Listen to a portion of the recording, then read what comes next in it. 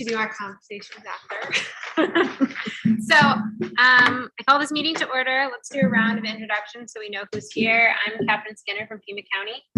Paul Casertano with Pima County. Dan Grossman, Town of Marana. David Zinda, Pima Association of Governments. Jamie Brown with PAG. Rick Ellis, PAG RTA. Jose Rodriguez, Town of Oro Valley. Rod Lane with ADOT. Sam Credio, City of Tucson. Jeanette Run PAG. Sonia Kelly with PAG. And then the folks online, do you want me to call your names or you guys can introduce yourselves? Mark Hoffman, ADOT Planning. Barbara Escobar, Pima County. Rebecca Maher, Arizona Local Technical Assistance Program. Thomas Garcia, Tanasarita. Patricia Pablo, Donna Autumn Nation. Robin Rain, City of Tucson.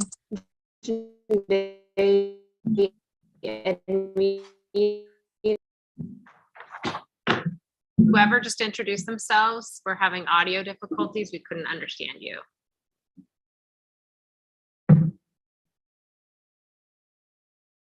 Okay, I think we caught everybody. One brief note to our agenda, we're gonna go ahead and take item number 9, which is the overview of Arizona LTAP, just after we approve the meeting summary, so between 3 and 4. So let's move on to in-kind reporting. Jeanette Wren. Yes, regional planning efforts are enhanced by recording time donated by attendees, volunteers, and participants. PAG collects data on the time dedicated to meetings and activities to apply for use as matching funds for grants and federal dollars. If you're paid with federal dollars, please let us know. Time spent in preparation for this meeting will be estimated by PAG staff who are knowledgeable on the agenda and meeting materials. At the conclusion of the meeting, the session report will automatically calculate your time spent at this meeting. Time spent working on PAG RTA initiatives, programs, and special projects may also be eligible for consideration for matching funds. So the sign-in sheet has been passed around, and make sure you sign it and record your hours. Thanks. Okay, moving on to item number 3, approval of the November 17th, 2022 meeting summary. Has everybody had a chance to review those notes? Any comments?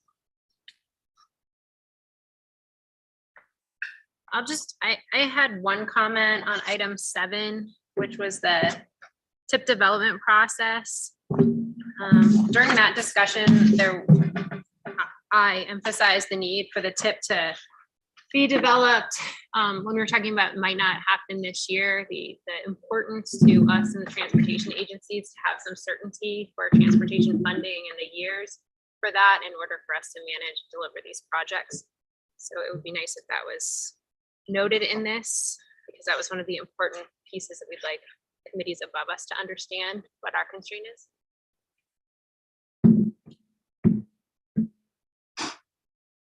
Do we have a motion to approve? Motion to approve. Second. Those in favor, say aye. Aye. Opposed, say nay. Okay. With that, let's go ahead and skip over to item number 9, which is the overview of Arizona Local Technical Assistance Program, or LTAP. And we have some folks from ADOT here to present. So please introduce yourselves and get started. Hi, I'm Rebecca Maher. I'm the program manager for the Arizona Local Technical Assistance Program and operations manager for the Technical Learning and Development Program within ADOT. And I'm Jenday Edmead. I'm the marketing and course administrator for the Local Technical Assistance Program, and also for the Technical Learning and Development Program at ADOT. Crystal, can you turn the volume up?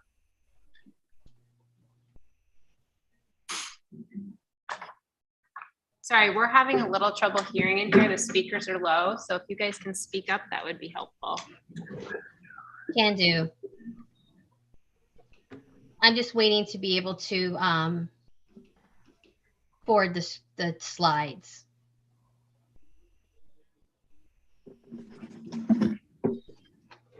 I will control the slides for you. For some reason, it's not allowing me to give you control today. I That's okay. apologize.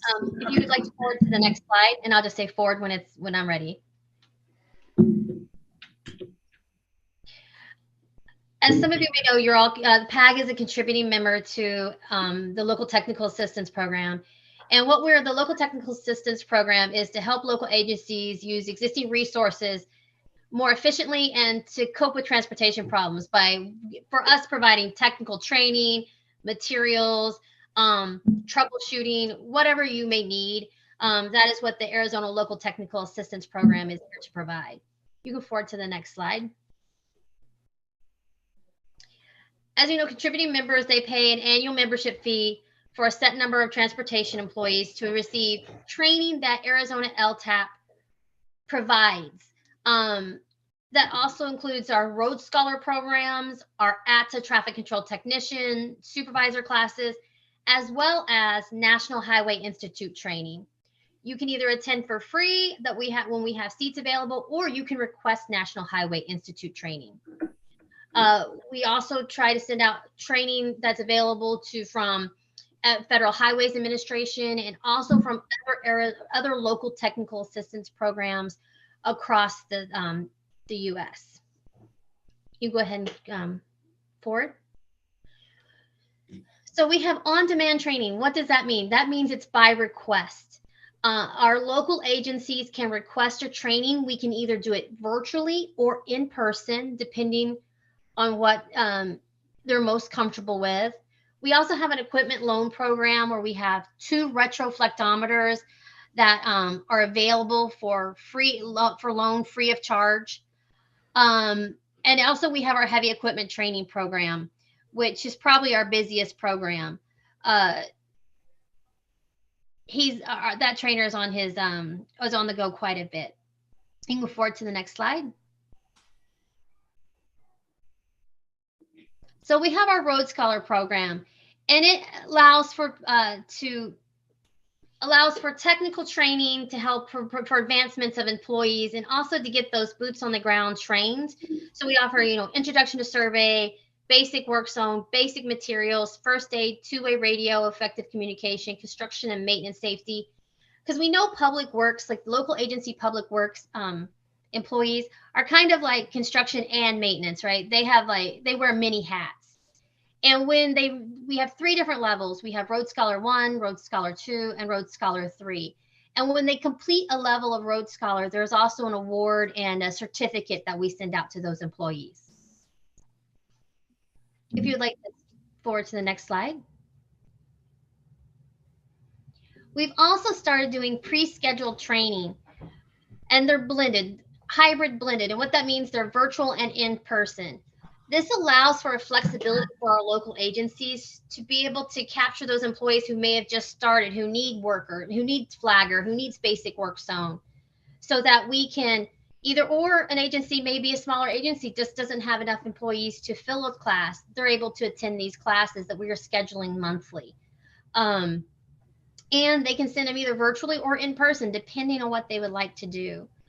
We have taken those as first come, first serve, so that we're not limiting the agency's numbers, so that we can make sure we provide the best possible customer service to the agencies. If you'd like to forward, please. And we have several communications that go out. We have our communications, our Tapping In, which is a weekly announcement where we give information about classes that we have available for enrollment, or webinars that FHWA is having, Federal Highways is having, or training. And then we have a quarterly newsletter where we get out information, whether it be everyday counts, or maybe an innovation that one of the PAG local agencies has come up. We would love to be able to support them by putting out information that way. Like Mojave County had a GPS app that they created that we sent out to the agencies. We also have our website, which we've newly revamped to give it a little more fresh and more modern look. And then, as I said, we have our weekly communication. That's where we really send out all of our information to try to reach out to our local agencies. If you'd like to forward to the next slide. So this year, we're going to do a call call to arms early for Build a Better Mousetrap, which is for 2023. And this is a program that is highlighted by the Federal Highways Administration. And this is really to like for local agencies to submit an innovation that could help other local agencies, whatever workplace problems that they have. We also did a call to arms for the Arizona Council for Transportation Innovations. They were wanting for some homegrown innovations as well. So if you know one of your local agents, you know, one of your groups within your within PAG that has a really neat innovation, please, we will help them submit for this. Talk to them about it because it's a really neat program, and they get an award, and they also get to be on a webinar and talk about it. And those innovations have helped other agencies come up with their own innovations. If you'd like to forward, please. The other thing I would like to talk about is that the Tribal Technical Assistance Program, they have awarded 2 centers. Those are the Western TTAP, which is the National Indian Justice Center, and then the Southwest TTAP, which is the Linnea Corporation. And so the Western TTAP will be the Western section, and then Southwest is Navajo Nation. So if you guys need help, if the tribal agencies in PAG would like help getting connected with them, let me know so that I can get them connected. But I want to make sure that we let everyone know that that program has been awarded. Yeah. So Jinde, I'm going to let Jinde talk about our AZ LTAP information session that's going to be coming up January 19th. Hopefully everyone can hear me, but yeah, so we have, for the first time probably in a long time, we are going to be doing an information session that we're inviting all the local agencies throughout Arizona, and including all the COGs and MPOs. Anyone who's interested can attend this session. And basically we'll be going over some of the same information that we've shared today. We'll be going over what our services are and how the locals can really take advantage of it, because we have had a lot of new interest this past year. So yeah, we'll also just be opening it up to questions or concerns, and it'll be an opportunity to get feedback from the agencies as well about our services, about what classes they would like to see this year offered more. I know like introduction to survey and grade checking isn't offered regularly, but I know we have a lot of demand for it. So things like that is what we'll be addressing during the session. We'll be sending out the link for this virtual session within the week, maybe next week, I think. So if you or anyone wants to just join and see what we're talking about, you are welcome. And we definitely encourage you to share it with all the supervisors and trainers and even employees throughout PAG.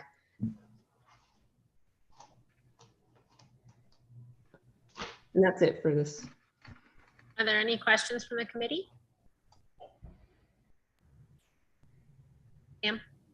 Thank you. Will the presentation be made available to us after the? Yes. Thank you. Great. Thank you for sharing all of those opportunities. Do we know how often PAG region, the agencies in here, have taken advantage of LTAP?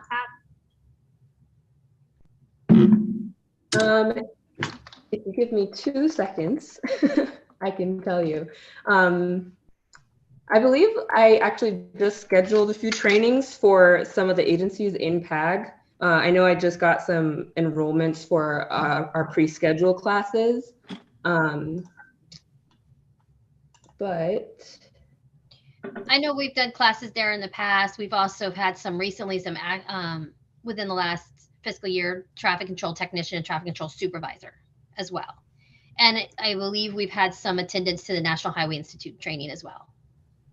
Yeah, the main agencies that really take advantage quite regularly are like City of Tucson, Pima County, Oro Valley. But yeah, there's definitely interest from quite a few of the PAG agencies. And we also open any of the traffic control technician and traffic control supervisor classes that we do have in the PAG region for ADOT. We open those up for attendance as well, to help make sure we have plenty of attendance. Great. Thank you. Excuse me, this is Jason, Pasquayaki Tribe. I just wanted to ask, is there, would there be a notification for classes that might be happening in the Tucson metro area for, like, say, some people from the tribe?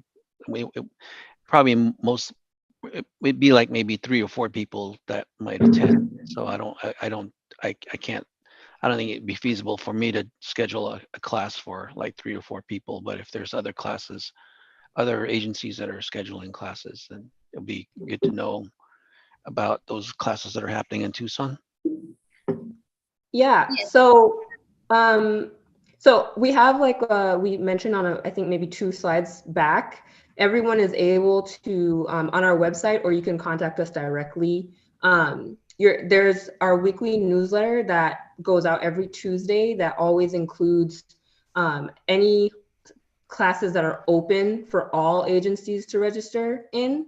So there's that's one avenue to figure out where classes are being held and if there's seats available.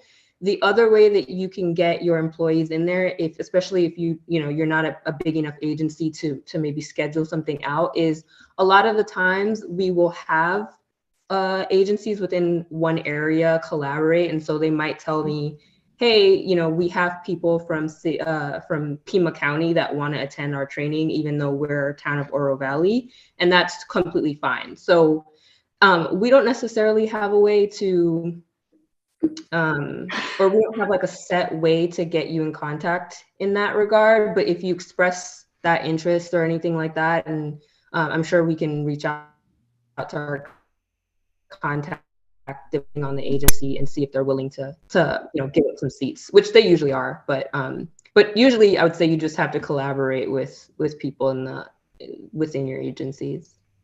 So Jason, if you have a conference room or a training facility that can handle a certain amount of people, you can always contact us and say you're willing to let others join, and you can host it, and then we can just help fill up the space. Mm-hmm.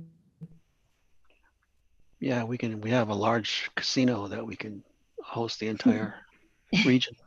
Give us a holler. And a golf course. Hey. We won't talk about that, but we could definitely host the class there. All right, thank you. Mm-hmm. Yeah, this is Tom Garcia with the town of Sarita.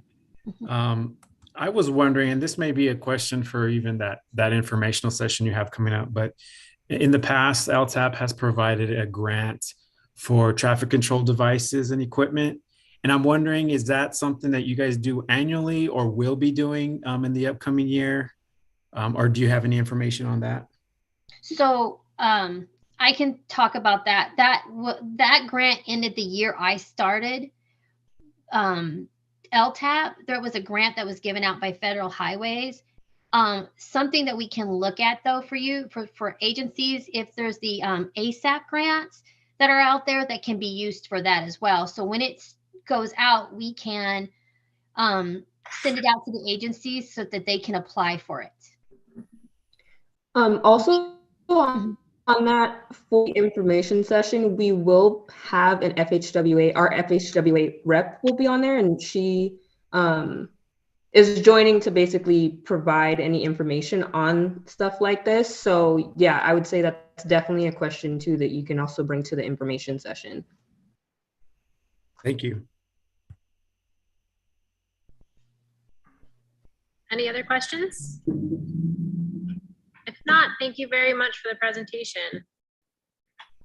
And thank you for inviting us. We're always here if you need us to come. Thank you. Let's move on to item number 4, which is the Arizona State Performance Measure Projections, and Dave Mitchell is going to present.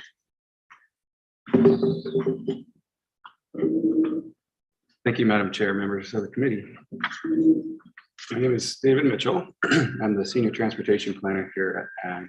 Today I bring to you the ADOT 2023 safety performance projections. This is an action item.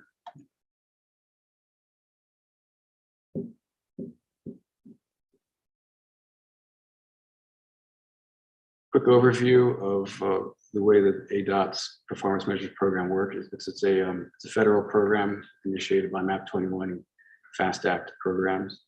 There are, since 2018, PAG has been participating by supporting and adopting state projections on a regular basis.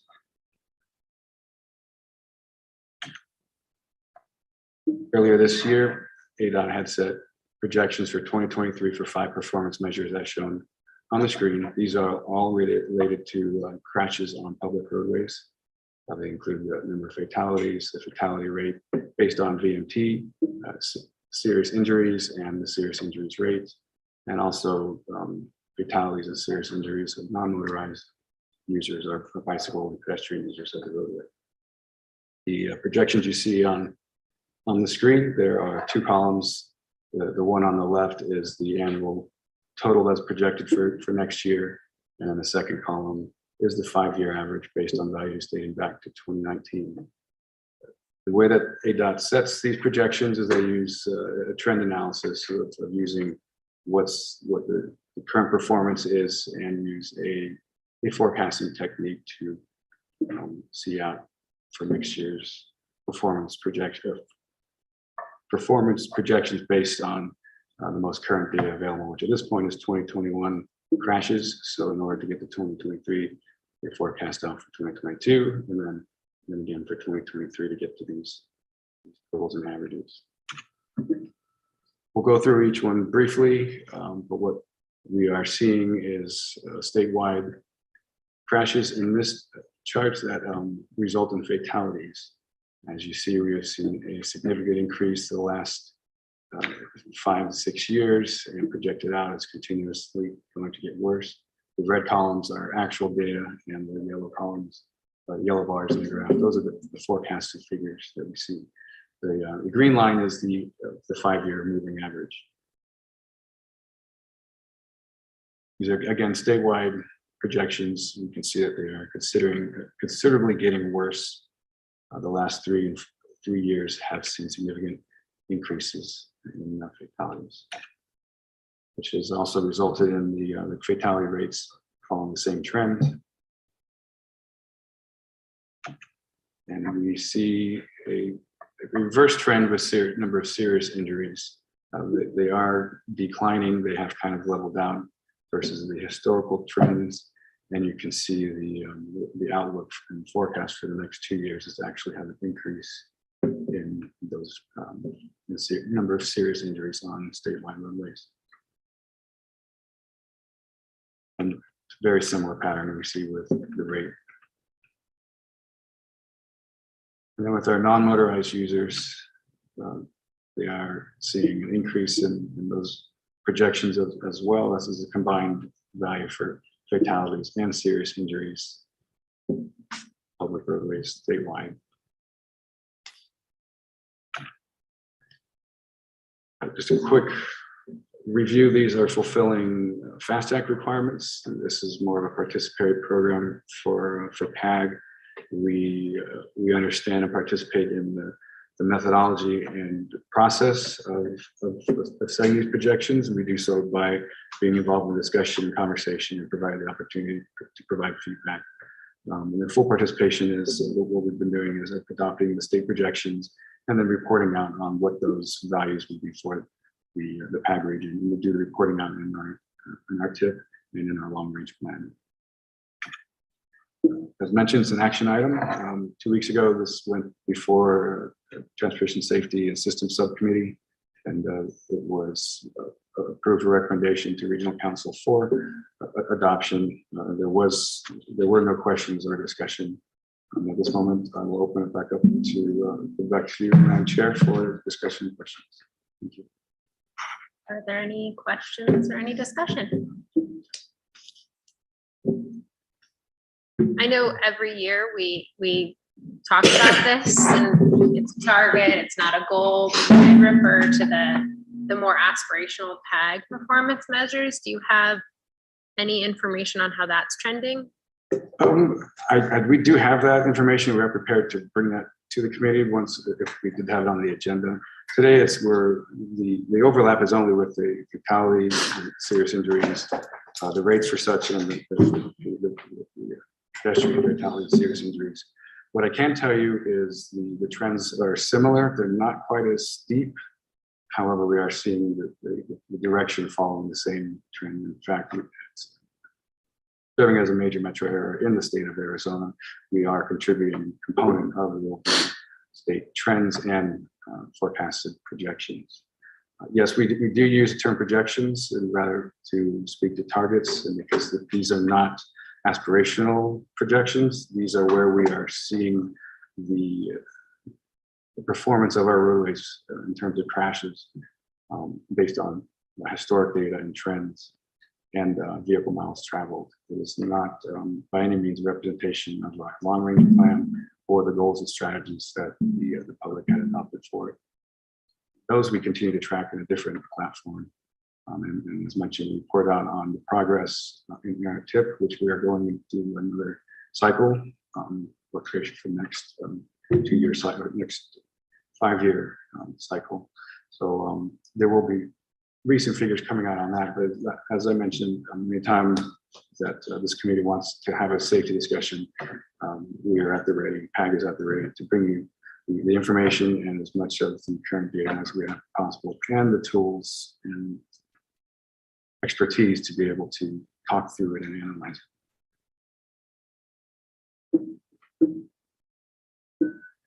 So, Madam Chair, I see in the slides that were shared from ADOT that ADOT is not meeting the targets that they set for safety. And I understand that there's implication for obligating some of the STBG as HSIP funding to focus on more improvement to safety. Do we have details on how that works? And I don't know if Mark may be able to chime in, but my understanding is that if you're failing to meet your targets as a state DOT, then the penalties on that essentially are, well, you gotta put more money into safety projects.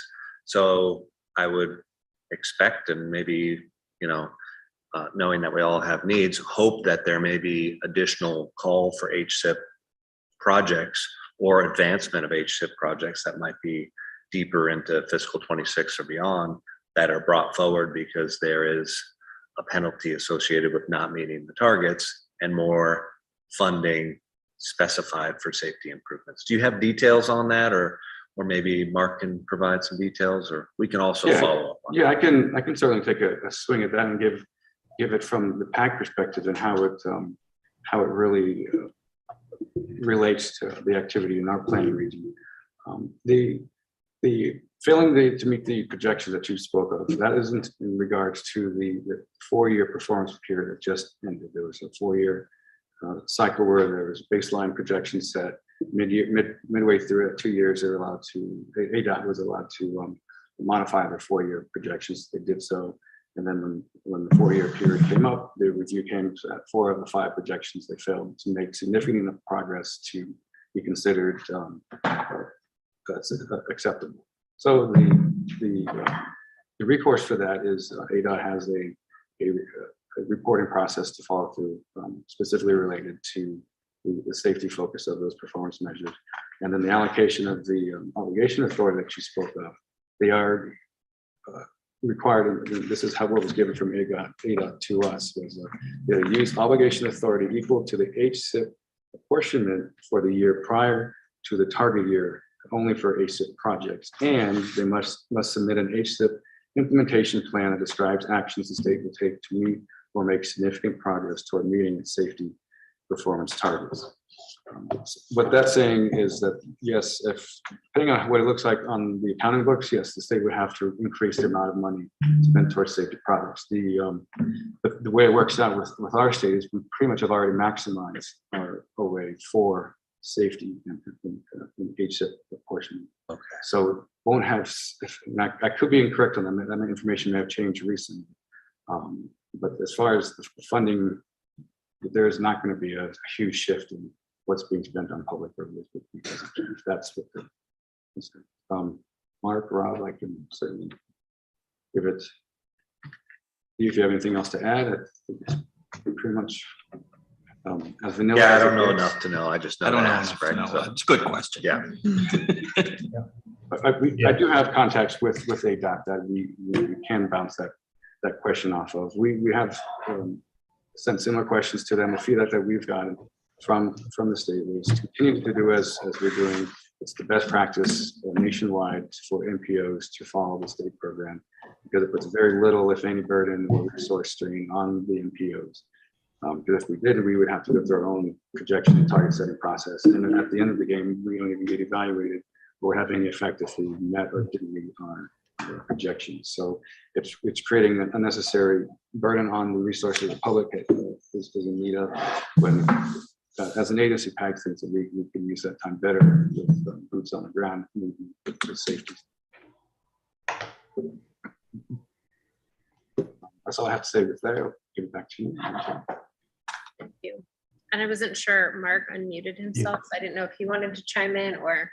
Yeah, I was just gonna say it's something I'll have to follow up with ADOT traffic safety and finance to see, validate what was just said today and if there's going to be any effect on the programming and if shifting of funding to the HSIP program. So I'll follow up on it, and if I get anything, I'll pass it on.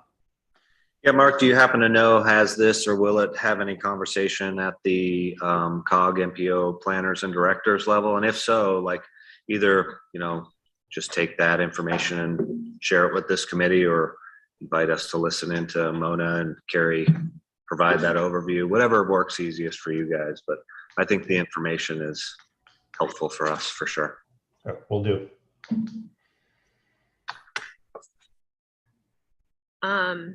Yeah, I know this has just been a recurring thing.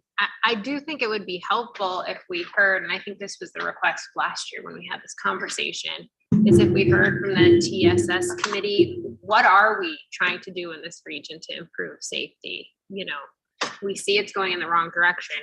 That's not going to change if we're not changing some action in terms of how we do our work. Otherwise, it's just going to trend this way. So, we can talk about it in future agenda items, but I do think that would be an important agenda item to understand at that committee level. If this has been a bigger discussion, if strategies have kind of been developed on what we can do. This is an action item. Madam Chair, so we're just approving the projections of fatality, basically. Yes, we understand they're going up and they're going to continue going up. Essentially, that's what we're approving. Right. I think there were like 5 different projections, of what will happen. So they're not goals. No. They're just the projections based on the last few years of trends.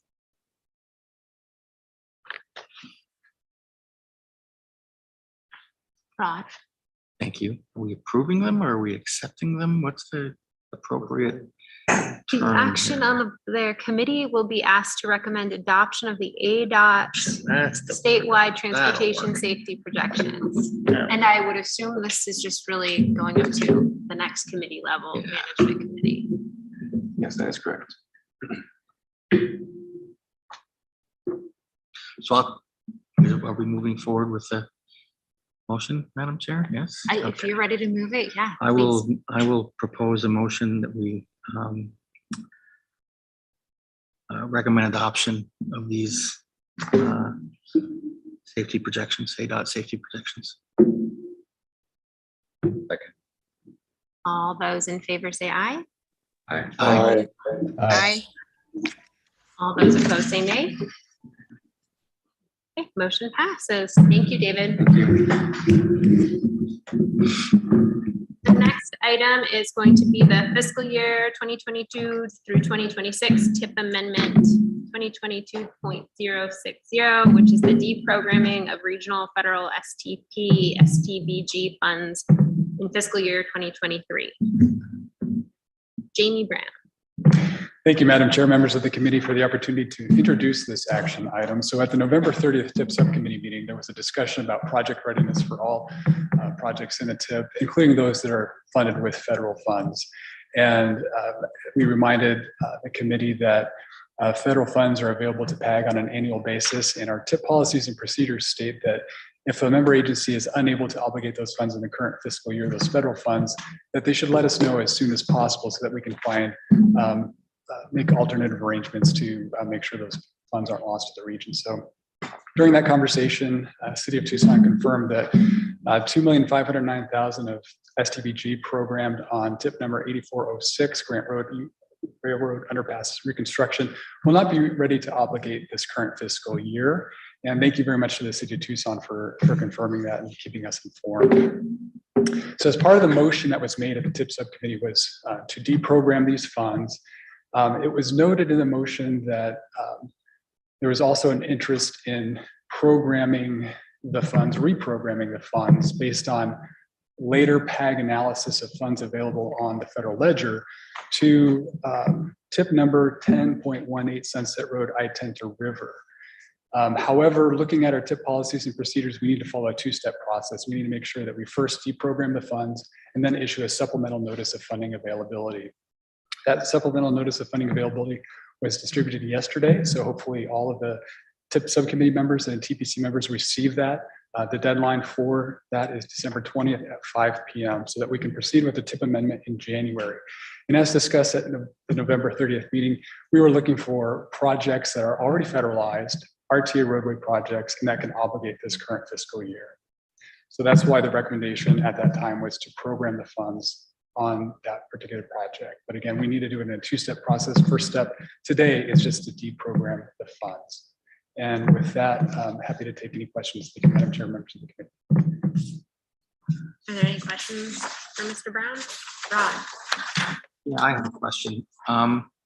In fiscal year 22 and 23, I'm noting you've got construction funding labeled in this, and that's the C for construction design. It appears to be all RTA funds.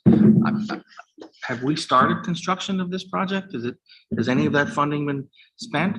So is that going to be reallocated towards design? That RTA funding that's out, because in 22 you got 43 allocated and it's staying in 22. Obviously 22 is over, so it's obviously not going to be spent for construction. So is that going to be moved in some fashion? Thank you, Madam Chair, members of the committee, Mr. Lane. So our emphasis is really on the federal funds, which have more of a time constraint. RTA is more flexible in terms of rolling over those funds. I can't really speak to that right now, but we can come back and follow up with that. And Mr. Carrillo, you might have some insights, but really the focus today is on the STBG funds. Yeah, I understand that. I just noticed that, and I thought, gee, that seems kind of odd. So I thought I would put it out. I thought during the rollover meeting, we rolled the non-federal funds forward. I mean, we move money from construction to design often. Yeah. It's not a huge thing. Okay. But seeing it in the previous years under 22, not having happened, puts up a thing in my head. Yeah, thank you for pointing that out. We can look into that.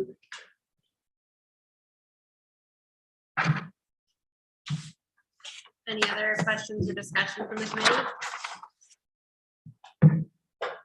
If not, this is an action item. The proposed action is up there on the screen. Do we have a motion? I'll make the motion, Madam Chair. Is there a second? I'll second. Great. All those in favor, please say aye. Aye. Aye. Aye. Thank you. All those opposed say nay. Motion has it. We'll move on to the next item. Thank you. So item 6, updates to the fiscal year 24 through 28 Transportation Improvement Program Development Process. Again, Jamie Brown. Yeah, thank you, Madam Chair, members of the committee. We've been providing these updates at recent meetings, including TPC, TIP subcommittee, the RTA, the PAG Regional Council. So I want to keep this very brief. I do want to just remind folks of some of the key points that we've been sharing about this process. So please remember that the programming of regional funds must continue to prioritize the delivery of RTA projects, and that this commitment is in place through fiscal year 2026 until further direction from the RTA board. Regional funds available in fiscal years 2027 and 2028 will remain unprogrammed until the RTA board determines where to program those regional funds. Some of the recent conversation has been about the fact that with this TIP development cycle, there's less flexibility to simply roll over funds because we're the end of the current RTA plan is right in the middle of that 24 through 28 timeframe for this TIP. So that's why it's essential that we have up-to-date, reliable information on project costs, readiness, and other information. So if the RTA board is going to program any additional funds to other projects, we want to make sure that we're not diverting funds away from projects that are ready for construction. So that's why that readiness component is important. We've also said that we may need to delay adoption of the TIP until more information is available regarding RTA Next revenues and how to address funding of the delayed 2006 plan projects as approved to date by the RTA board. So in terms of recent activity, I want to thank all the TIP subcommittee and TPC members who attended the November 30th meeting. We were able to walk through a list of all the projects in the TIP and talk about readiness and project phases, et cetera. And we also had a discussion about, for the TIP development process, specifically that fiscal constraint table, which is an essential part of that process. And the TIP subcommittee did approve a provisional table. We want to bring that back through with maybe some refinements and adjustments based on the discussion of that. And then we also had a discussion about the roadways, RTA roadway element projects specifically. We had a worksheet that we walked through, and as follow-up, what we'd like to do is send that out to the TIP subcommittee to ask for your confirmation of the information in that worksheet, not just the total estimated remaining project costs, but also pledged local contributions, as well as any ineligible items, the cost for any of those, for example, floodplain, utilities, et cetera. So with that information, once we get that back, we feel like we'll be in a good position to have the next step of the conversation with the TIP subcommittee about programming adjustments. And that will help us to take that information from that worksheet and put it into a draft RTA roadway element project list. So please stay tuned for that email with that worksheet. We hope to send that out very soon.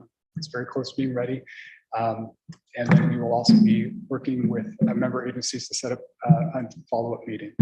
We're aiming for January, but we still need to meet internally and discuss dates. There's a lot of other meetings in January as well. So with that, I'm happy to take any questions. Thank you for the time.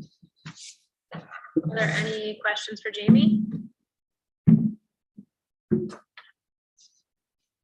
I know at the all-day tip that there were some policy type questions that were identified that need to be resolved, answered before we can step through the rest of the tip. Is there a timeline for when we think those questions will be answered, or were they all addressed at last week's RTA board meeting? I need to follow up. Thank you, Madam Chair, members of the committee. Let me follow up with you on that. I want to make sure that in terms of all of those policy items that were discussed, that I can say yes or no, whether or not those were addressed last week or if any of those need to be brought forward. Any other questions? Just one thing that caught my ear a little bit. I don't know if you can provide clarity on this, and I might not get it exactly right, but I believe you mentioned that the development of the entire TIP will be delayed until such time that RTA Next funds can be determined. Is that essentially what you're saying? Like, so are we in essence going to be waiting until full election confirmation before we are going through the process of developing a TIP? Or is there a point in time where the RTA board will say, here are the RTA Next funds allocation to the RTA Next package, and is that sufficient enough for us to then step through the full TIP development process? I'm a little confused how those two will work together. Yeah, that's a great question. Thank you. Members of the committee, Mr. Casertano, I don't have a really good clarity on that at this point, so that's something we'll need to follow up with you on. So maybe discussions about some of the regional funds and the availability to program some of that, but really I think the key decisions are on RTA Next. Whether or not we'd be waiting for an election or not, I think that's to be determined, so we'll need to follow up with you. Thank you. But also the impression that it will have to do we're looking at the 28th, and we couldn't move into those 2 years until we get clear direction from the Ag Council and then eventually the RTA. whether they're gonna continue allocating those regional funds to the RTA or not. That's what I construe this conversation to go, but could be wrong. We're still waiting. It sounds like we don't have the direction don't to have that move forward direction, on 'cause I thought they 27 were and gonna have it already 28 yet. We do have the direction to move forward on 24, 25, 26. The 26th. Right. And I guess, my thought was you could look at the non-RTA revenue in 27, 28, because you're not going to know RTA next until what? Deep into 24 at the best. So looking just at the non-RTA, if the board gives direction, yes, we're still in for delivery of original RTA, then the programming of those non-RTA funds go on to the remaining RTA projects. And then RTA Next comes to fill the rest of that if and how needed, right? That brings up an interesting point for ADOT, because we program a lot of our projects through that tip that move forward with 100%, STBG funds that are not relative to RTA and can't be spent on RTA projects. So at some point, they're going to have to move forward.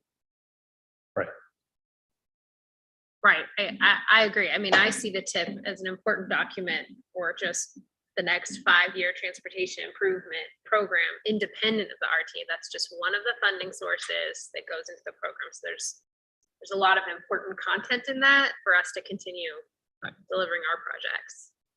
And I would agree. And I had made the statement earlier at the tip, I think based on the projections that we know for every other funding source that's available, we're supposed to be looking at the full TIP program and not just the first few years. So I think what projections we have and the information that we have is what we should move forward with. Yes, we do have a huge unknown and we all understand that, but we do have a lot of knowns. But that's a funding source that may or may not come to fruition, similar to like a federal grant or some such nature. That can then be incorporated through a large scale TIP amendment. Or the development of the next TIP. I can certainly understand it being an issue for the RTA projects that are 100% funded by RTA. But like I said, in our case, it's only one of the potential funding sources. For sure. Well, and I foresee it as it's like you mentioned, there's a lot of knowns and you get a lot more certainty on what that gap is once you step through the exercises with each project using the knowns. Instead of guesstimating 150 million, we might all agree and have consensus on what that number looks like, which can lead to opportunities on how you actually fill that. So I guess my only follow-up question then for Jamie is, you mentioned you're going to be setting up one-on-one meetings with the jurisdictions. Do you anticipate, I thought you said that for January, some follow-up meetings. So are we going to all meet as a group together as a TIP subcommittee, as TPC to step through programming again? Thank you, Madam Chair, members of the committee. We've had lots of discussions internally, but I don't think we've solidified the format. I actually think you brought up one-on-ones. I think that's been an idea of some staff members, but others have thought, well, maybe we should reconvene the full TIP subcommittee. So I think we need to circle back internally and then follow up. I'm sorry, I don't have a firm response. Yeah, no, that's a great question. And just kind of, if I may, back to the point that was raised about the funding that's available, just as a reminder, we're only looking at 24, 25, 26. We shared the table of projections for those years. So at this point, we don't even have projections to share with you to adopt to work with for 27 and 28 until we get further clarity on what we're doing with those fiscal years. And what I'm hearing from this committee, and please anybody in the room step in, I'm hearing that we'd like to step a little bit further for the non-RTA funds, because that will start to kind of find the solution that we need to deliver all of this program. So the sooner we get that policy direction so that we can begin this effort, there's a lot of critical purposes for the TIP, and delaying it is maybe not in our best interest. Sam? Madam Chair, these questions, to your point you just made, could this committee make that recommendation that the higher committees take that policy decision to program 27 and 28? I realize this is not an action item today, but could we ask that rather than wait for the direction to come from the higher committees, can we push that recommendation? I would look for guidance from PAG. I mean, I don't see why not. I think it's very important that our concerns are presented to management committee and technical management committee, because it's a conversation that we had at the TIP subcommittee, we're having here again, and it needs to progress.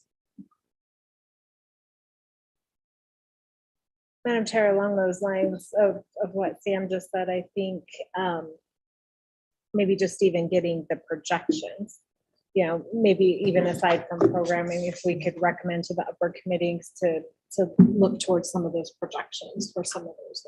For the STVGP and 12626. So I guess I'll, raise the question and offer it as a potential solution. We've seen a lot of committee chair memos issued that kind of recommend higher up committees to take a look at certain things. Would that be an option here where the chair could kind of coordinate with, the consensus of the committee and recommend how the projections for fiscal 27 and 28 be considered promptly up the committee chain, or is that not an option for us at this point? Oh, Madam Chair, Jamie, did you want to take that one?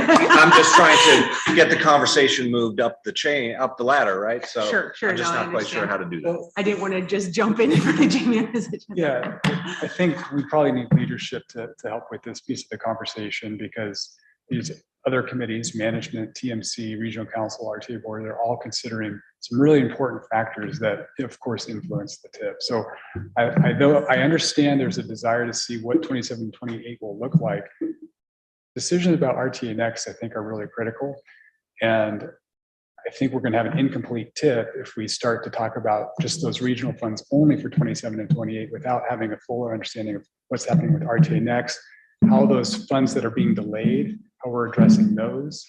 So I know that there's a desire to have a TIP approved along the regular schedule, but we're trying to ask for some flexibility in case we need more time to get those decisions. So I guess I would be hesitant for, unless there's some really clear understanding here of what we're trying to do, of trying to formulate something within this body, as well as, I think that's something that should probably come from higher level committees. So that's just my recommendation. Yeah, I think we will continue to provide updates to regional council and RTA board, and there'll be dialogue along the way. So go ahead. Yeah, Sorry. I'm sure if I could add, those out 2 years, as you all know, haven't been decided. There hasn't been a decision from the higher level committees. And so we're working towards the TIP development process, and we've been bringing that update to the higher level committee. So it's on their radar. They know that this decision is out there, and all of us at this table, and Jamie, especially in his group, we've put that ask out for the spreadsheet for you guys to do. So we're trying to make steps towards continuing the process, continuing the TIP development.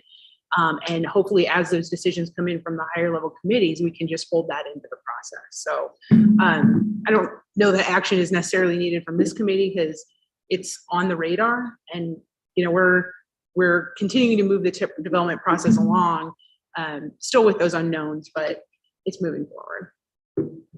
So one of the points Jennifer made, how do you see us taking some sort of action discussion on the revenue piece only for 27, 28? How do you see that affecting the programming of the TIP? I don't see what action is going to affect the STVGP that may come to this region, or 12-6 that may come. Their policy would affect how we spend it, but not what we think may be that funding source and size. Thank you for that comment. That's something we can take back. I guess it seems like it would need to, the companion piece is the programming, right? So we could have some projections for 27 and 28, but if the policy is still to leave that unprogrammed until further direction from the RTA board, all we've done is establish a revenue target for those years. But again, we can take that back. That's good feedback. Thank you. Yeah. And Madam Chair, I guess question to Jamie, would that be a discussion that would start at TIP subcommittee to formally talk about the revenue? It could, if we're willing to go there. We understand what the where that's going to lead, and we're ready for that. That could start there with a revised fiscal constraint table. But I think at some point we're going to need to have, if we're going to do all 5 years, we're going to need to have that revised fiscal constraint table anyway. And so we'll plan to bring that forward when we're ready. Absolutely. Are there any more questions or discussion from the committee? We will move on. Item 7, regional mobility and accessibility plan update. Oh, I skipped. No. Oh, okay. Yep. All right, Madam Chair, members of the TPC, we are going to be asking for an action item for the RMAP finance plan. I'll go ahead and give a little introduction on the first slide. Crystal, can you advance the slides for us? Okay, so just wanted to introduce the item again. Of course, we have this as a standing agenda item to discuss the development of the RMAP. We've had conversations, I believe in July was the last time we talked about the finance plan, but today we're going to focus mainly on the development of the local fund projections. Also, Josh Pope is on the line and he's going to give a brief update on the population projections, and then we'll wrap up this discussion. So I'm going to go ahead and turn it over to Dave Zinda, and he'll start the discussion on the finance plan. David, Program and Policy Coordinator. I think we can go ahead and go to the next slide. All right, so as a reminder, just as we go into this discussion, I tend to present 2 sets of numbers, one in year of expenditure dollars and another in, say, constant 2022 dollars. Federal regulations do require that financial plans show forecast in these year of expenditure YOE dollars, also often referred to as current dollars. Sometimes you may also hear this called nominal. For most of the revenue sources, I'm going to actually be estimating them in these kind of current YOE dollars and discount them back to 2022 constant dollars or 2022 real dollars to present a more intuitive estimate in today's terms for your consideration. Furthermore, in order to translate between those different points of reference, I'm going to assume a flat 2% inflation rate when converting YOE dollars, year of expenditure dollars, to constant dollars. Where does this 2% come from? If you have seen the CPI reports of late, yes, I know they are so much higher, but if you do look at the Office of Management and Budget, a federal government source, their forecast of various inflation measures, whether you look at CPI, there's a consumer, I think, expenditure index, there's also ones related to GDP. Those are going to hover about 2% for the next 10 years. And 10 years is really as far out as it goes. After that, as far as I'm concerned, it looks a lot more like voodoo. So I think 2% is a relatively safe assumption for a 35-year horizon for these planning purposes. Next slide, Crystal. Okay, so last July, we had a discussion on federal and state funding, and I don't want to spend too much time on going through those estimates in detail again. Generally, I'm going to say federal funding is going to have about a 2% growth rate. So that's going to include our roadway funding from FHWA as well as FTA. That's largely because when you look at the apportionments from the Infrastructure Investment and Jobs Act, and also the prior apportionments under the FAST Act, they increased about 2% each year. So I'm just taking that and running with it. Competitive grants, I just simply multiplied the amount of historical awards for the last decade by a factor of 2.5 to kind of meet that 30-year horizon of this RMAP. Maybe with a little bit more conservatism, I suppose. Bearing in mind that the Sunlink streetcar was a very, very large grant. And HERF 12.6 and 2.6 are provided by ADOT for the first 10 years and then extrapolated through 2055. You do have that forecast in your packet in the next agenda item. And then Arizona Department of Environmental Quality does have a slower growth rate of about 50 basis points. It traditionally has not grown, staying at around, I believe, $267,000 and since the beginning of time, it almost seems. However, in the next 30 years, it's not completely unreasonable that maybe that gets pushed up a little bit, or there is a similar program for those kind of funding eligibilities. Next slide, please. Okay, so the first source of local funding we will cover then is going to be RTA, and this one was rather easy for me. I didn't do it. I just took it from something else.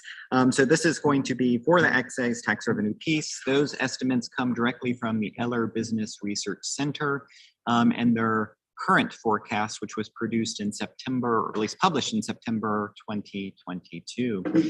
This, I believe, is available should you want to review it in detail in either it would have been the November RTA board meeting. And of the three scenarios that were produced, we are going to be working with pessimistic, which is what has been discussed, at least for other purposes, at the RTA board as well. So the total revenue through 2055 in 2022 dollars looks like it'll be approximately $3.8 billion. That's going to look bigger than what you've heard in RTA board meetings, because remember, that's a shorter horizon for that RTA next. This assumes an RTA next, as it were, as well. That's why the revenue estimates are a little bigger there. Next slide, please. Okay, so now let's talk about local budgets. First of all, I just wanted to say my thanks to every one of you who provided information in formulating these revenue estimates. Right, this is going to be the money that you're taking out of your own budgets to put forward towards regional projects. Very grateful to have your collaboration, certainly. So for this 2055 forecast, if you recall, you provided me with 10 years of funding data that you plan to spend on projects of a regional nature. So to stretch it out to 2055, I simply averaged the amount of spending that you had for those 10 years by jurisdiction and then added them together. I believe that was around 80 million, 90 million, somewhere in that ballpark. With that total, I assumed a 1% growth rate each year in 2022 constant dollars, assuming that you might increase your budget 1% each year. And we can talk about that. Let's compare that though with what's been done previously, just because I do want you to understand why there might be why there is a different amount from last time compared to this time when we start to talk about firm bottom line numbers. My understanding that PAG staff before my time researched every jurisdiction's transportation budget for the prior fiscal year. So for the 2045 RMAP update, that probably would have come out of 2019, 2018, somewhere around there. It was assumed by PAG staff, and as I understand, sanctioned by TPC, that 33% of the budgets of the transportation department budgets of you local jurisdictions would be slated for capital improvement projects. Hence, the sum of all transportation budgets were multiplied by 33%. And then every year, there was a growth rate of 25 basis points applied to it. In addition, your direct HERF and VLT were estimated and added to that projection. And I believe those HERF and VLT estimates had about a 1.5% growth rate, so a little bit higher. So, and after that step, once you had that complete total, it was assumed that 67% of that total would be retained for your own local priorities, stuff that would not necessarily appear in the RMAP. So there would be a third left at the bottom line there. Next slide, please. So to kind of put numbers on that, 2055, what I'm thinking based on what you gave me with a 1% growth rate in 2022 dollars, I'm thinking 2.8 billion among all these jurisdictions for projects of a regional nature through 2055. It's about 4.2 billion in year of expenditure dollars when you add some inflation. So when you look at that 2.8, compare it to 6.3 billion in the 2045 RMAP update, where did that 4.3 billion go? Well, that is part of, if there were 6.3 billion estimated with that complex process I just described to you, and then we assume that 67% you're going to retain for your own local priorities, that's where that $4.3 billion comes out of. So whereas I'm estimating revenues with kind of a financial plan considering things that will be included, projects that will be included in the RMAP, I believe in the 2045 RMAP update, Instead, this was trying to put together a complete financial picture for everything, maybe things that were not included in the RMAP, but all regional funding, even your own. All right, next slide. Okay, so putting that to the side now, I'll turn to transit. Because this is local that we're focusing on today, I'm not going to discuss the FTA grants as we did before. The current plan is to follow precedent and assume that all local transit revenues, as I understand, including transit fares and maintenance of effort funds, will be committed to maintaining transit operations for the duration of the RMAP. I believe this is consistent with what has been done for the last few cycles. So these forecasts then will not necessarily be available for new transit projects, but consumed entirely for operational needs through 2055. So until there's a clearer picture of the future of transit fares, I recommend that we suggest an aspirational target of fares equating 20% of transit operations, which according to transit people I've talked to is what we normally seek to do. This would be about 500 million through this RMAP horizon. If you recall, maintenance of effort or MOE funds is a statutory distribution from jurisdictional general funds as a part of the RTA enabling legislation. It is based on the amount of money spent in fiscal year 2004, all the way back then, for transit by jurisdictional RTA members and adjusted for inflation using a GDP deflator. There's no forecast for GDP deflator, but there is a forecast for GDP growth, and that value typically hovers around 2%. Hence, once again, I'm going to suggest a 2% growth rate for forecasting forward on these MOE funds, which gets us about $1.5 billion in maintenance of effort through 2055. Now, I grant that one piece of transit funding that could be missing is any other funding your jurisdiction might provide for expanded transit projects, large scale. So if you believe that you'll soon be making, or in the next 30 years soon be making, some large investment in transit, you should probably let us know so we can capture that and be sure your project and the associated funding for it is in the RMAP. Next slide, please. Lastly, here is everything I think we have so far with revenues, with some brief statements on the assumptions. I have year of expenditure dollars reflecting the amount of funding in the year it is received, as well as the 2022 constant dollars to make it intuitive in terms of today. In the year of expenditure terms, I think we have about 21.1 billion in regional revenues through 2055. In today's terms, that looks a little bit closer to 14 billion. Now, it's important to note what this table is and what it is not. So it is simply just a forecast of revenues. It's not necessarily a table of net income. That is the revenues after committed expenditures, such as those completing projects in the TIP, completing the 2006 RTA plan, maintaining transit operations, and so forth. Hence, the bottom line here will not be the total amount of money we have to work with for the 2055 RMAP.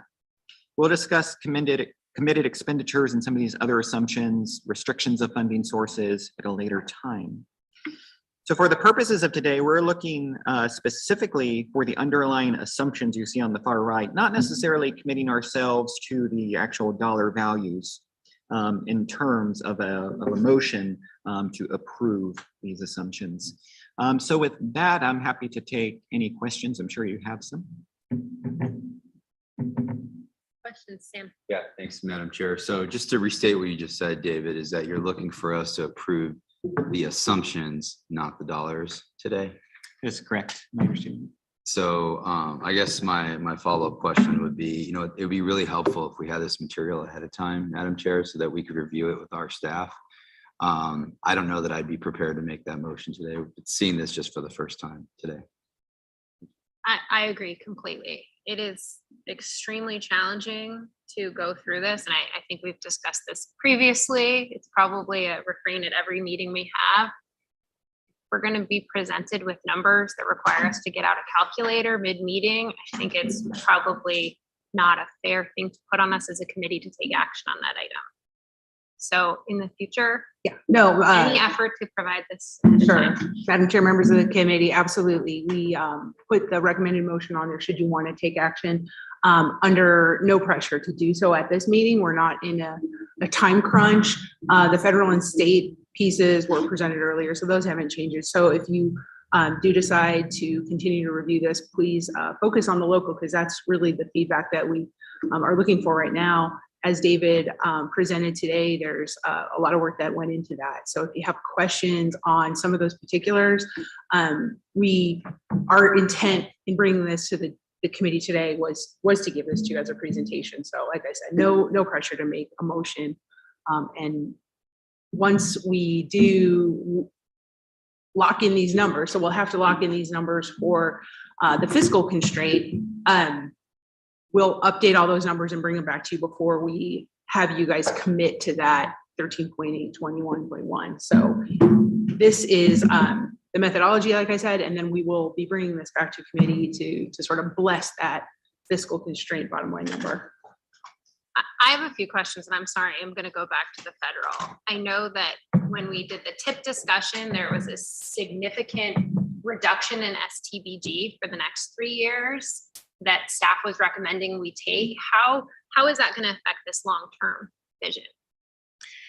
Yes, thank you, Madam Chair, for your question. I think I'd first start by saying that I understand the RMAP to be, in essence, a planning document. And with the kind of horizon that that's dealing with, on average, we think that that's probably where, when we look at STBG and just shy of $1 billion there, probably over through 2055, that's probably a good guess, knowing what we know now. As I understand the TIP, it is really to be very precise in the amount of funding that we have in assigning it to projects. So that might be why there are some differences there. Having that said, without getting into too much detail, I think the plan is to look and re-examine some of those numbers that were provided in the TIP for future meetings. Yeah, I mean, I would say on the assumptions column, fine, 2% growth rate. But if we're looking at a 5% reduction, we might need to recalibrate on that STP. I think we did the same thing with 12.6. It was a lot lower than what we had been talking about over the summer with ADOT's new 10-year. There were reductions in that. So, again, I think we don't want to be making it look like there's more money than there is in this region. Rod? I agree with your point. Isn't there also an issue with the state STBG? Because of the influx of the IIJA, it got a big bump in 23, but that's going to end at a certain point. So those values are going to change again. Is that reflected somewhere in this, or am I missing something? Thank you, Madam Chair. Mr. Lane, thank you for your question. So what these estimates are is I took actuals on most cases from 2022 and then applied a 2% growth rate. So sure, the STBG that was reflected, that was apportioned under the IIJA, that is my starting point. But as I look back 20 years through the amount of federal funding we have received, I very seldomly see major reductions. So I think in terms of being the spirit of reasonable expectations, which is what the federal code here mandates, I don't see too much danger in using, recently apportioned terms and assuming a 2% growth rate there. And what's also baked into this, I would have you remember, is this 2% growth rate forecast into year of expenditure dollars. When I look at the apportionments for the IIJA, which will come to our region, I see 2% growth, but we don't receive apportionment of 2025 until it is 2025, and that 2% has been applied. So what is that amount of money in 2025 in today's dollars? Well, we discount it by 2%. So the assumption is that in 2022 terms, most of these funding sources are likely not going to increase, but kind of remain the same. When we put them, add in the inflation, add in year expenditure, that's where we see the growth, largely accounting for that. So that's another thing I would wish to highlight that would show, I don't think we're being too outrageous here in our estimation process and saying that there's going to be a lot more money that might not be true. I have some questions on the local. Yes, please. The RTA, I know you're taking it from the Eller study. That's the half cent. That is correct.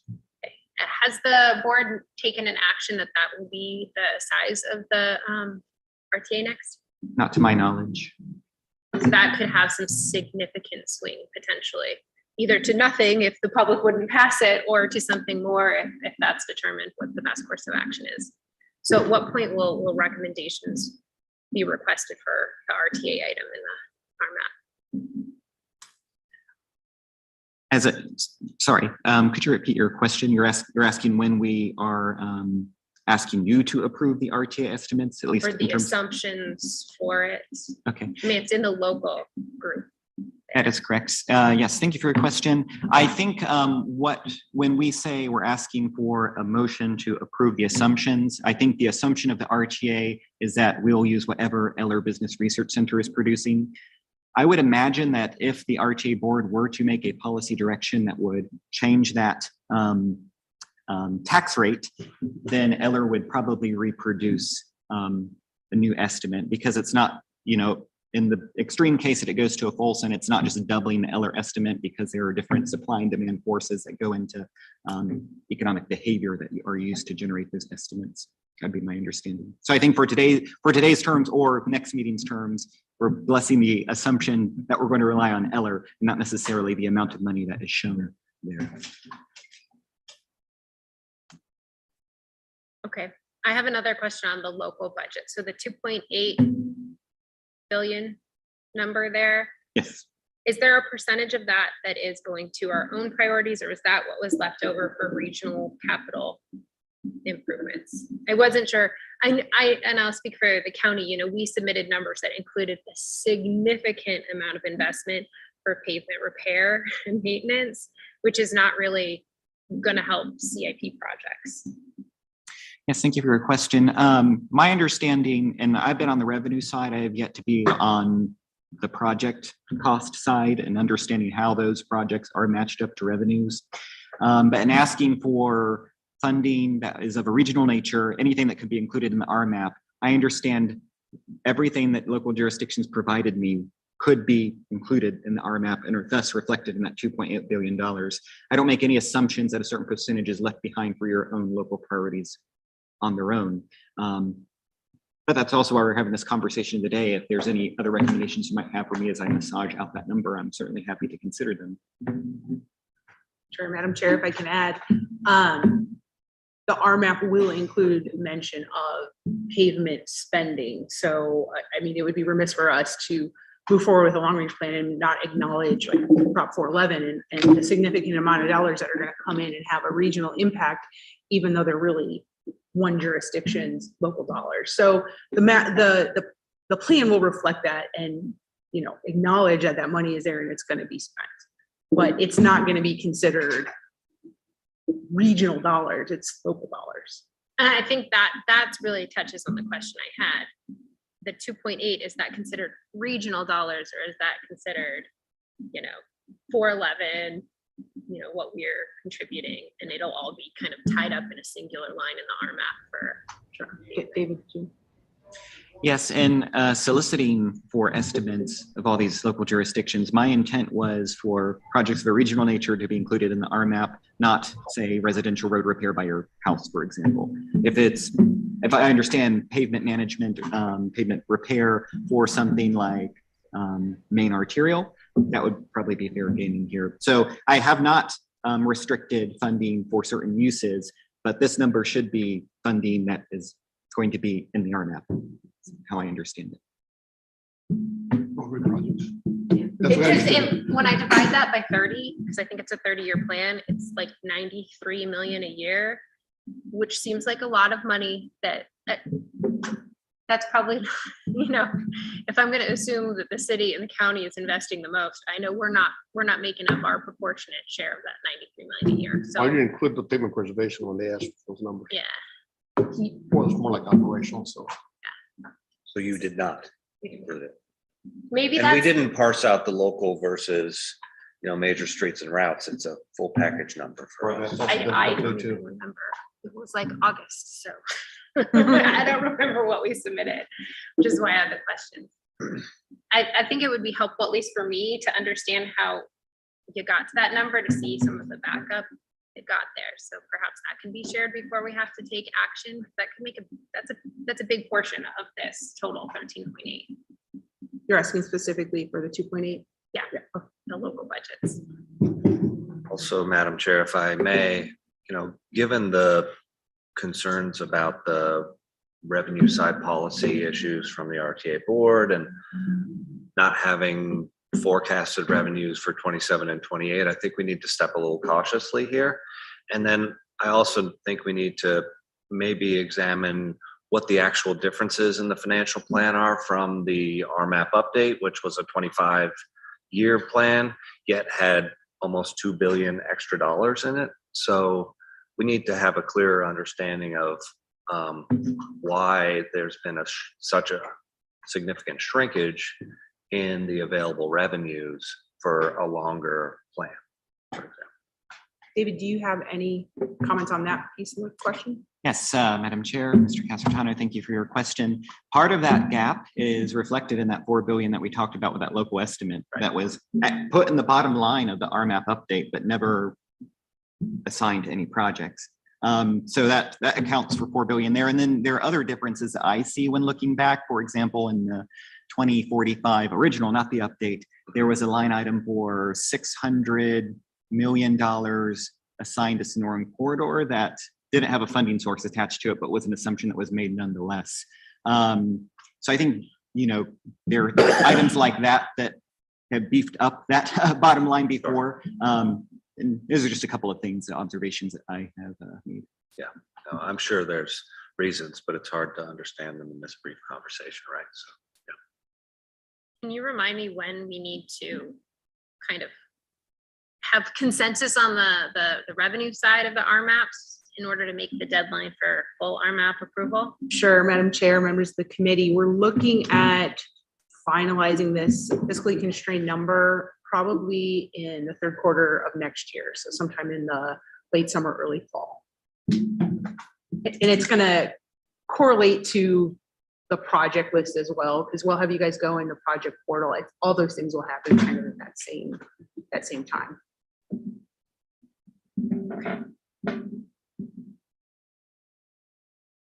We updated the projects in the RMAP? Madam Chair, members of the committee, not yet. The beginning stages of that did happen last year where we asked for you guys to go in and clear out some old stuff. Yep. And then we'll have you guys go back in there and start adding new things. Probably we're looking at like the middle to the end of the second quarter. So late spring, early summer.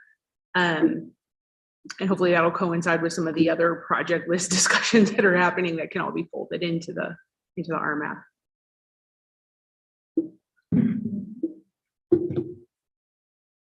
Any other questions or discussion on this? Madam Chair, if we could go to the next slide. Okay, so we wanted to have Josh Pope join us and give a quick update on the population projections and modeling as part of this agenda item. Josh, are you with us? Thank you, Jeanette.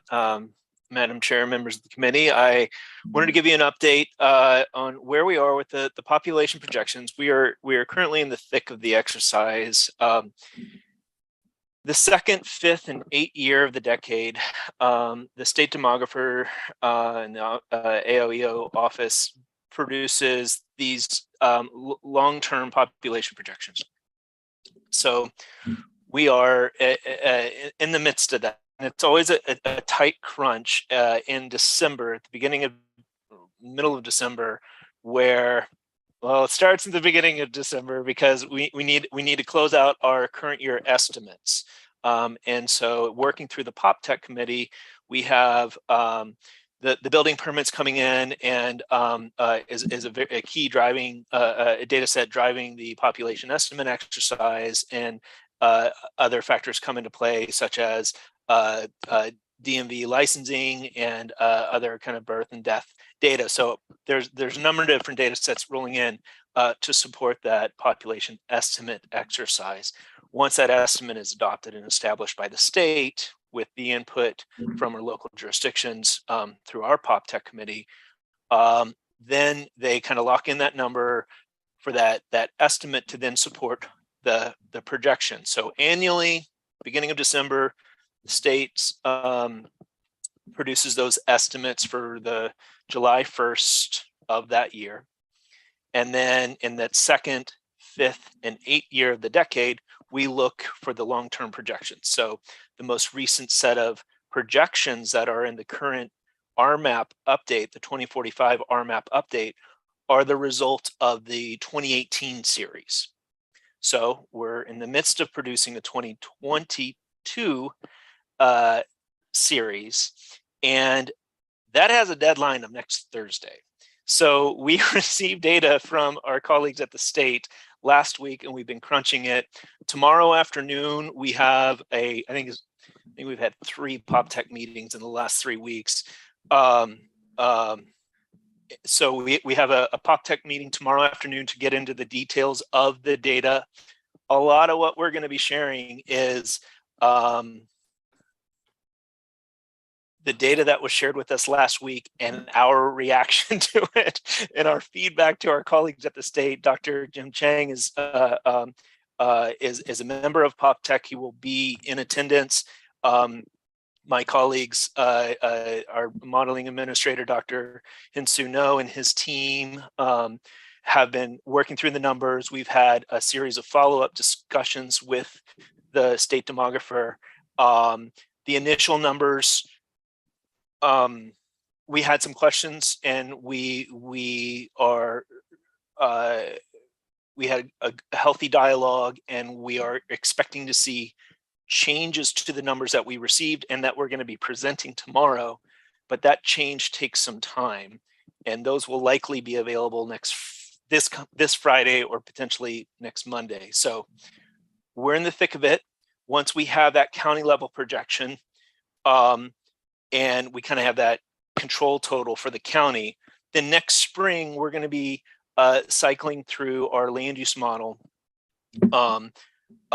effort of breaking down that higher level growth number into the TAZs, so that those traffic analysis zones that are then the input for the TDM modeling exercise. So generally speaking, the 2018 time series, we had an annual population growth of 0.57%. The most recent series that we received last week was a little bit lower, 0.46%. Our initial feedback was we felt there's 3 primary data elements in this projection exercise: births, deaths, and migration. What will be adjusted from our dialogue with our partners is the way in which deaths are being reflected in their time series. It seemed as if the COVID, there's clearly a COVID peak in the observed deaths in our region, and it didn't really, we didn't really come out of it. Rather, when we came out of that kind of anticipated timeline of those deaths, it landed at a higher watermark for the series to continue from, as opposed to where we were in 2018. So we felt roughly 1,000 more. So that kind of had an impact. So that number is going to kind of come down to more of what we were expecting pre-pandemic. But long story short, we're still expecting, we had a fairly conservative growth rate with 0.57% annually expressed in our 2018 series, that is expressed in our 2045 RMAP TAZs, and we're not seeing a tremendous amount of growth above that. We're actually, the numbers are showing that it looks to be lower, but we don't think it's as low as what they shared last week. So that is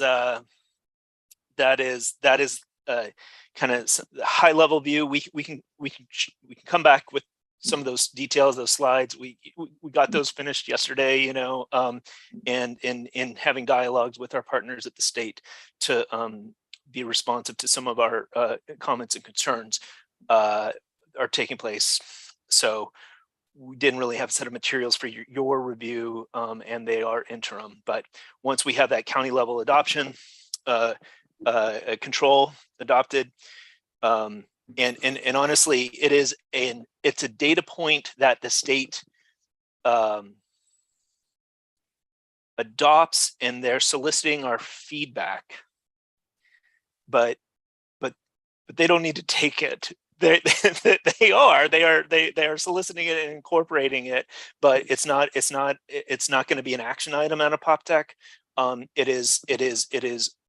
onus is on the state demographer's office. We have a really good collaboration and communication with them. It's a member of the PopTech committee. It's a recent addition, fairly recent addition since the last cycle, and so we have a good dialogue. But it's kind of an effort of educating everybody, you know, getting more sets of eyes on the numbers, and getting a comfort level with kind of Dr.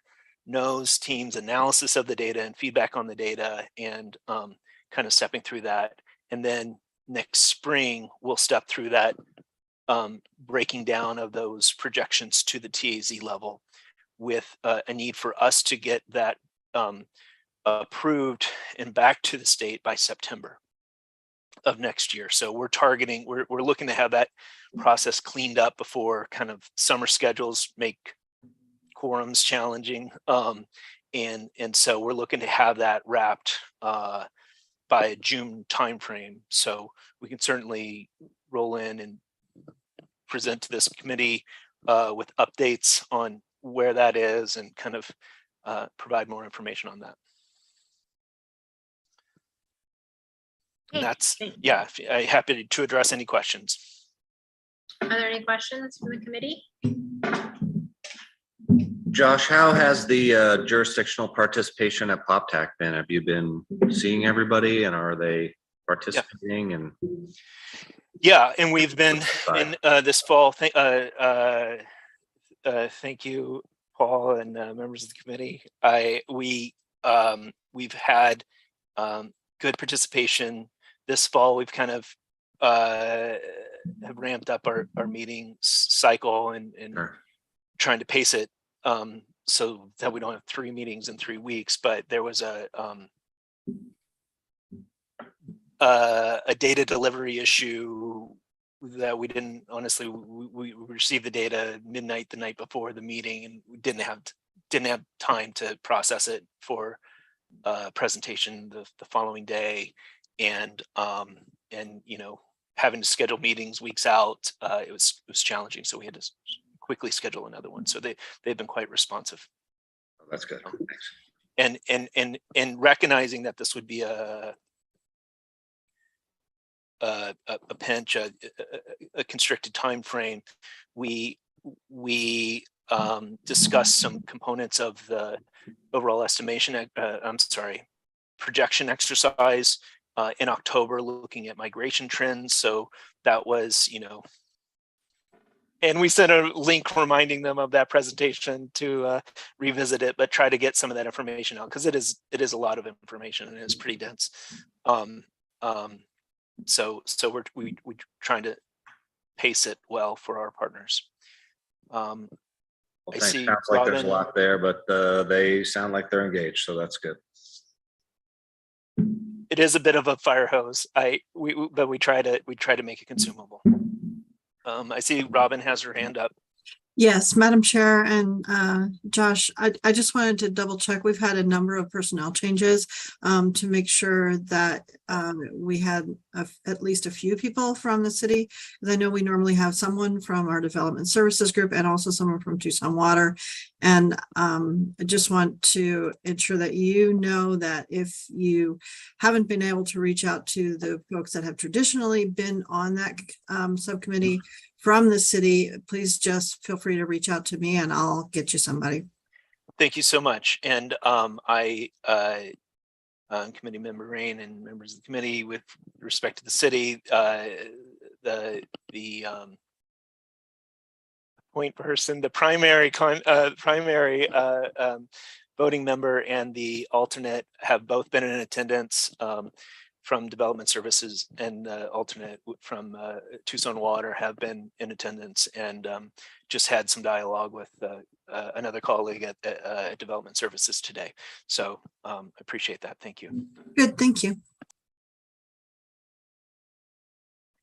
Any other discussion or questions from the committee? Thank you for your presentation, Josh. Thanks. Anything else on this item? I know I almost jumped forward too fast. Thanks, Madam Chair, members of the committee. Yeah, and thank you, Josh, for presenting. As this committee knows, and as Josh just mentioned, the population projections are huge.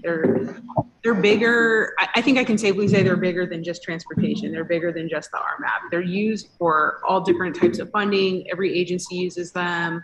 Our jurisdictional partners use them for different grant funding, also used for housing money. So it's a big deal. Obviously, we do it for transportation purposes as service to the region. It's dense. It's dense and it's thick, and it's it's really a lot of information and a lot of work that goes into preparing that. We have had fantastic participation by everybody here in this room, all your jurisdictions, greatly appreciated. And of course, if you guys ever need help deciphering that information or digesting it, it has been moving very quickly, and we're always here to walk anybody through it.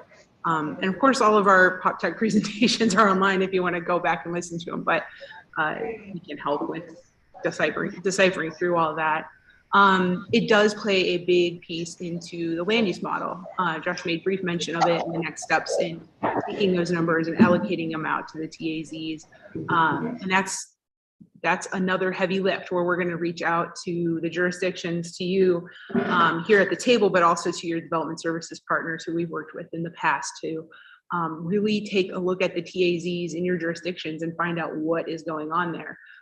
Josh's team does an excellent job looking at permits and all the data that is collected, but there's a lot of value in having the eyes of the jurisdictions looking at areas and seeing if those growth assumptions are making sense. If there's new developments that are happening that aren't reflected in those numbers, or just information that you have local knowledge that plays into that land use model, and it's greatly appreciated.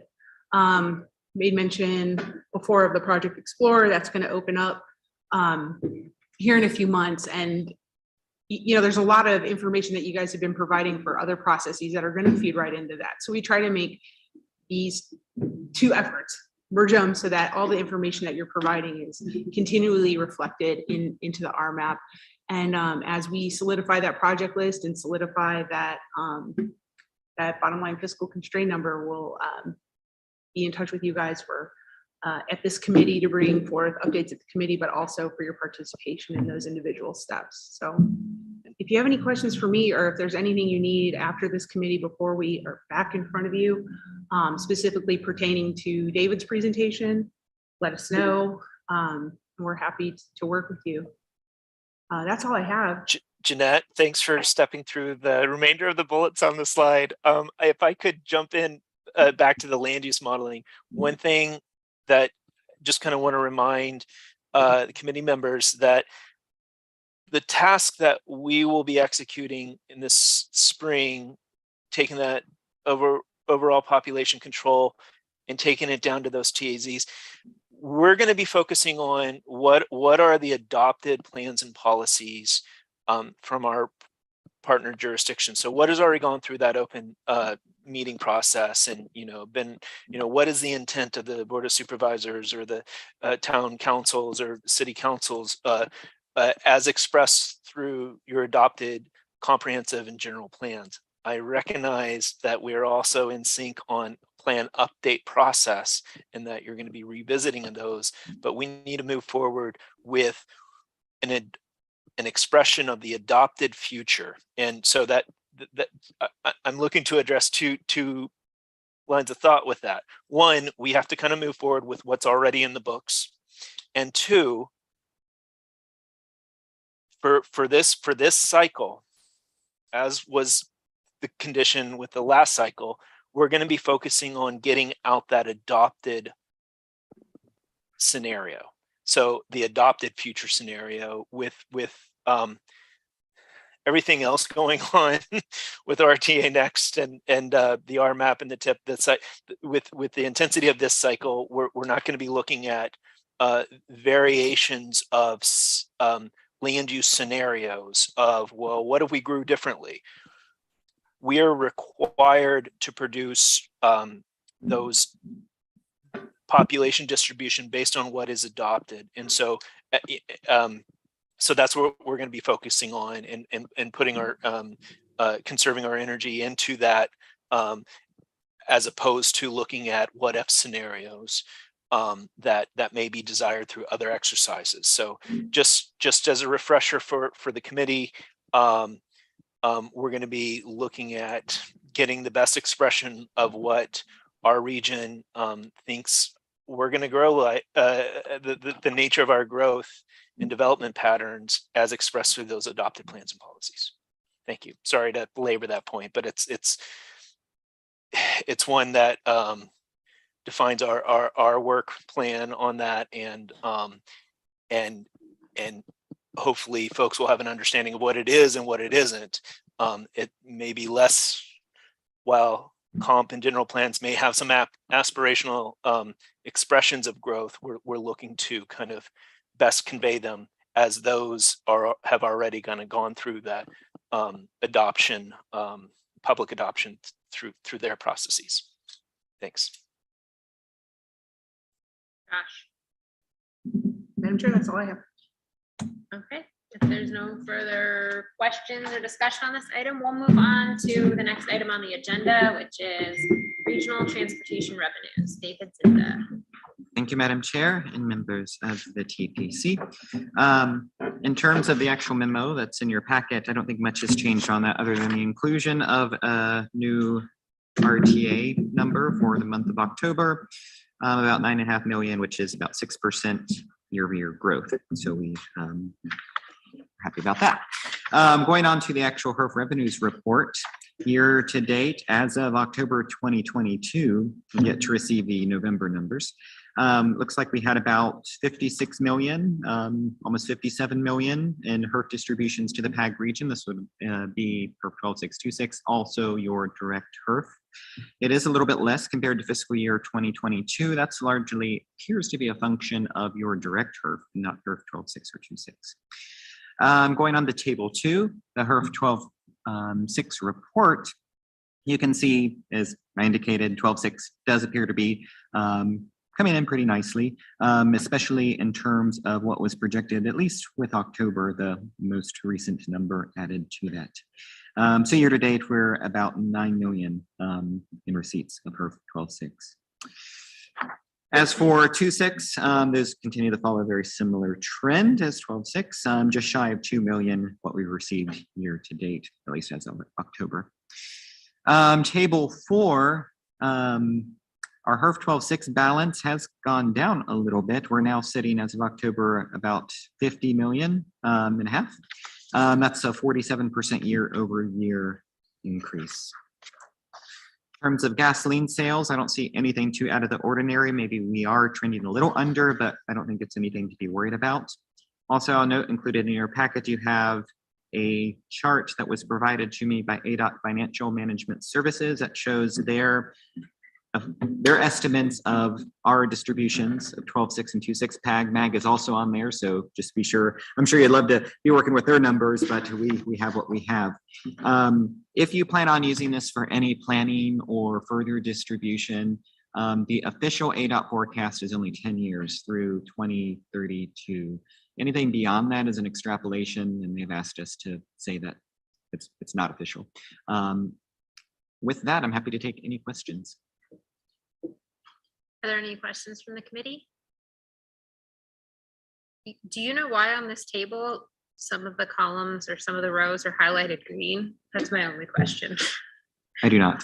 Okay. Seems like an odd choice of years to highlight.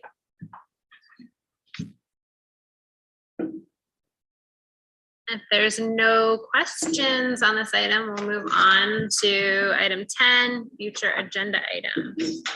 Are there any requests for future agenda items from the group? I'll just like to reiterate from the last meeting, we'd requested a carbon reduction program item. I've also received a request for if we can do a look ahead for the meeting schedule for 2023. I know, of course, the upper level committees have had that included in their packets, but I know that's helpful to us as well. So we can start blocking out our calendars for 2023. And then as discussed during David Mitchell's presentation on the safety targets, I'd like to see some future report outs from TSS on safety strategies, different things we can do in this region to maybe get this trend moving the other direction in terms of deaths on our roadway.